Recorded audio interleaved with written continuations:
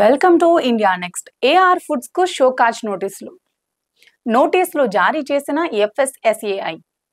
భారత ఆహార భద్రత ప్రమాణాల విభాగం సీరియస్.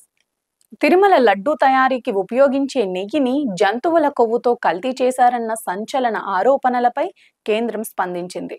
గత ప్రభుత్వ హయాంలో టీటీడీకి నెయ్యి సరఫరా చేసిన తమిళనాడుకు చెందిన ఏఆర్ ఫుడ్స్ కు భారత ఆహార భద్రతా ప్రమాణాల విభాగం ఎఫ్ఎస్ఎస్ఏఐ షోకాజ్ నోటీసులు జారీ చేసింది. ఏఆర్ ఫుడ్స్ తో పాటు మరికొన్ని ఇతర సంస్థలకు గత శుక్రవారమే ఈ నోటీసులు జారీ అయినట్లు తెలుస్తోంది. ఆయా సంస్థలు ఇచ్చే సమాధానం రాష్ట్ర ప్రభుత్వ నివేదిక మేరకు ఎఫ్ఎస్ఎస్ఏఐ చర్యలు తీసుకుంది. మరోవైపు ఈ వివాదం ఆధారంగా రాజకీయ ప్రకంపనలు కొనసాగుతున్నాయి.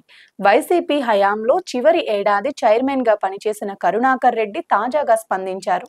ఏకంగా ప్రమాణానికి సిద్ధపడ్డారు. తిరుమలకు చేరుకున్న ఆయన అక్కడి కోనేరులో స్నానం చేశారు. తిరుమల వెళ్లి చేతిలో దీపం వెలిగించి ప్రమాణం చేశారు.